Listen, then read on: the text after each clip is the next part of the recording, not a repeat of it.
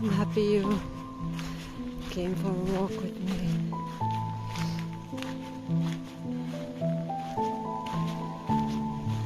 It is the being in the now, here and now, which has been intriguing me lately.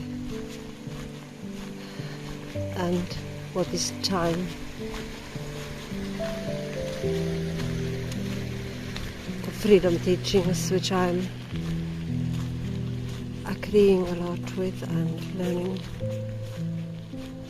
and getting confirmation and back my memory through them, says that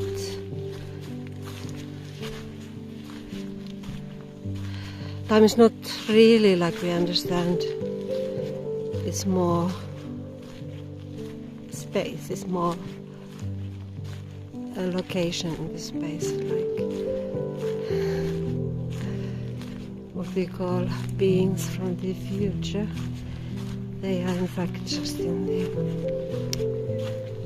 higher frequency, higher dimension. So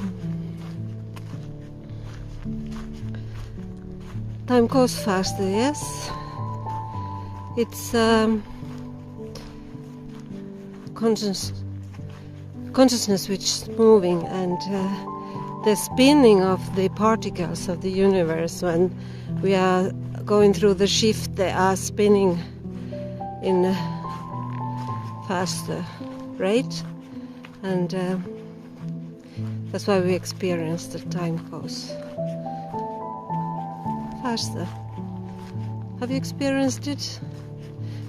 Sometimes after Monday, suddenly it's Friday again. And it is said, like somebody said a long time ago, what we needed to experience in 100 years, we might experience in 1 year. Or things that would have taken you 2 years to accomplish, now will take only 2 weeks. And still the experience is not like superficial. The experience of that is even deeper, and really every moment becomes deeper and deeper. Even the time goes faster.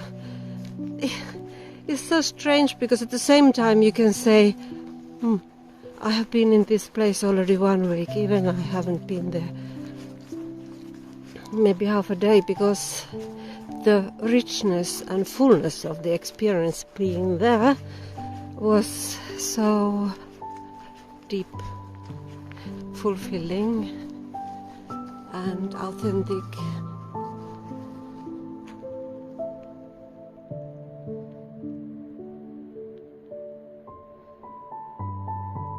So we have to make plans. Okay, Monday I call there to that office, that important telephone call. Yet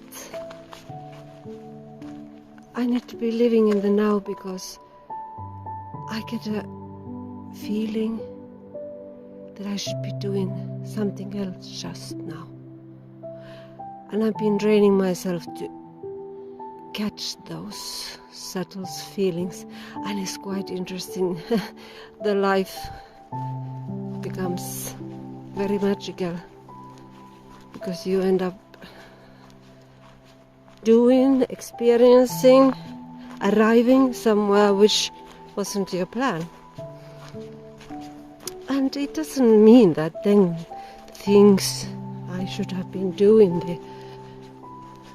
writing the letter to that place, calling that person, go to that meeting, that they will not be done. They will. And an interesting thing, when I start living in this now,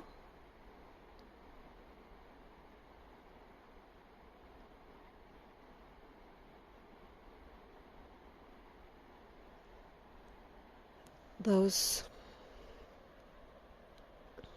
things that was supposed to kind of from outside was to happen Monday, for example, a meeting, get postponed because I stepped into the now and start doing the things that the now is offering. So it has an effect to all that is this all oneness. So really critical what we do in our sort of little un poco lives, which in fact are magnificent effect to all that is. And when you start experiencing it, how can you feel not important? Everything is this mixture. It's like you are VIP in your life, very important person or very insignificant person at the same time, because you have had glimpses, surely, of those stages of consciousness where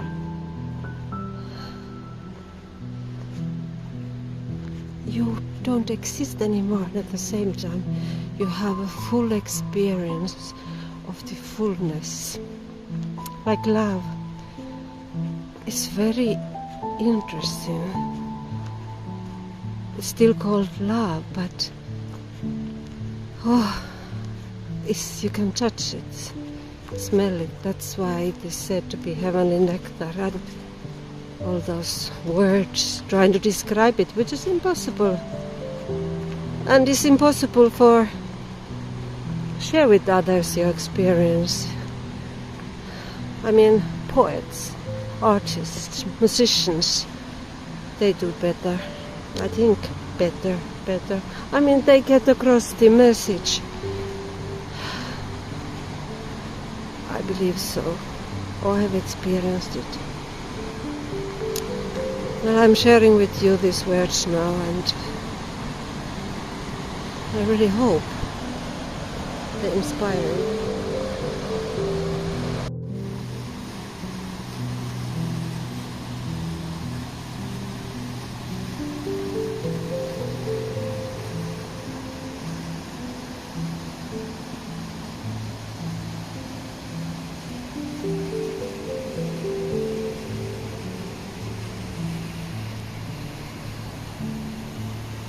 I hope you can hear me over the water.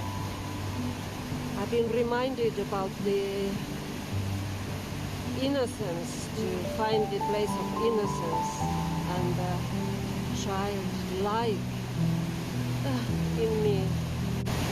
And I saw somebody put in social media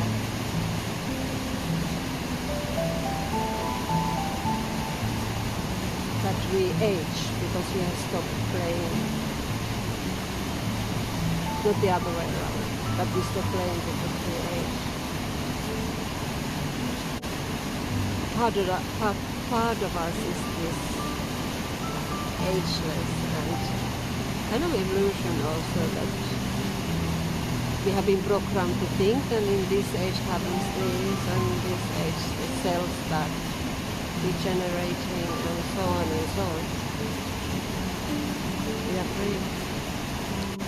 So I've been skipping around whenever I can, waving my hands, really trying to enjoy the almost this weightlessness in this skipping as a child, because you are really in the now and you can just enjoy being there and skipping and singing. So I sing some childhood songs, and then I transcend it into humming.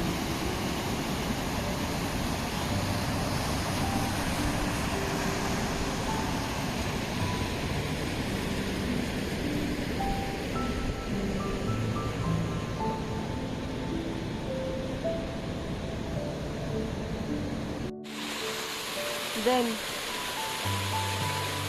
change the song into humming sound, vocals, consonants, remember.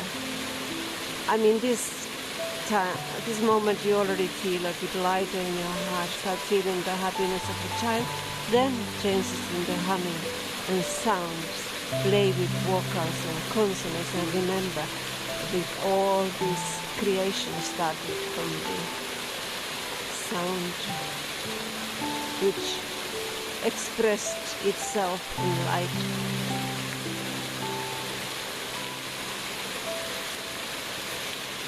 I wish you happy skipping. By the way, my song was Innocence Spider in my mother tongue. It worked well. I wish you a beautiful day.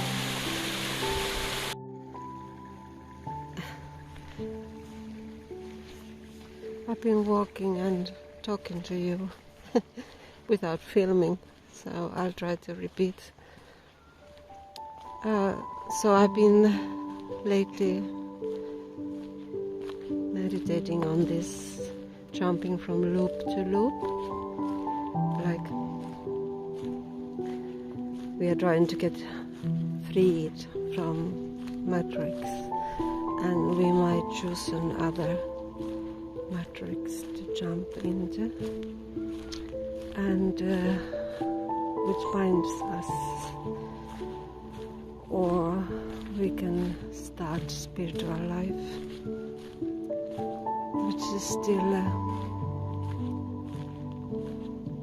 nothing really changed inside, it's just outside. Like, okay, let me use an example, rough examples, like if one is a materialistic person, then you continue being materialistic, but you just change the vocabulary, it's more spiritual, so that it's not so obvious.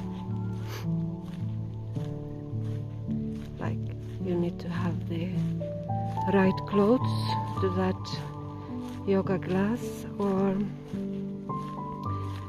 you have to attend the right courses and to get a level of mastery which is documented, which you can use in front or behind your name. And we all want to be free, and it is maybe very easy, but at the same time difficult. It depends again how we take it.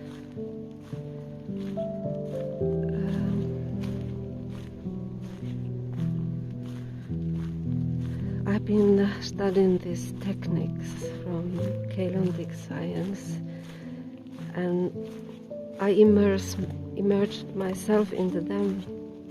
I can use days and weeks just in one sentence.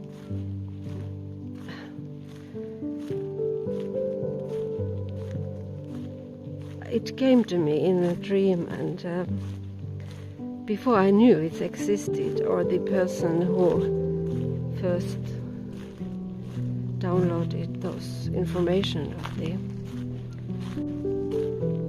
guardian races, who has come here to help us to go through this shift. So I could trust it, because I met this woman in the dream and I didn't know who she is, and then when I was ready I knew who she is. So I say I give it 144%. So, and how are you committed and still totally free without becoming dogmatic? It's such a fantastic balancing you have to do, or one can do. It's like, I want to be free, I want to let go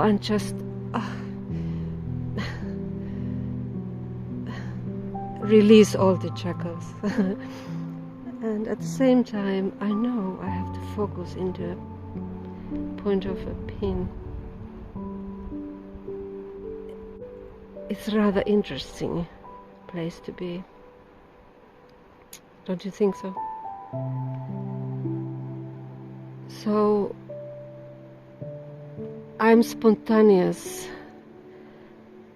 I let my inner self to also teach me continuously. So even though I learned the technique and really concentrate on it, I also same time let the breath of God come into it, and I look at myself and say, am I trying to escape from the focus because there's something uncomfortable I'm going to meet? Or have I been guided to add something to it? So it's a careful balancing work, and it's so interesting. Yeah, it's the breath of God.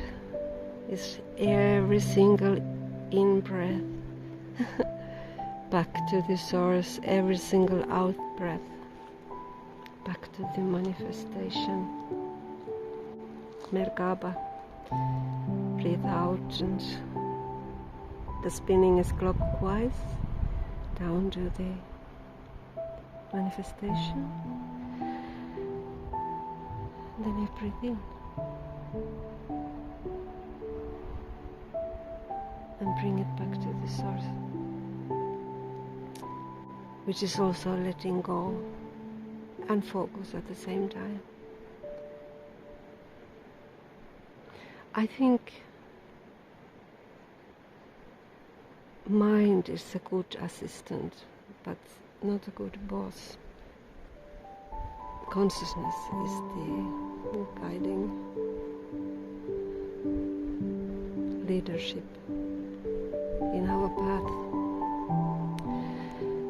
So let us continue breathing in and trying to live in the now, and remember that every time you breathe in, you bring back to God something which is in your consciousness. And every time you breathe out, you bring something from God in the manifestation. So it's quite important what you breathe in and breathe out. Don't you think so? Thank you. I really feel that I have come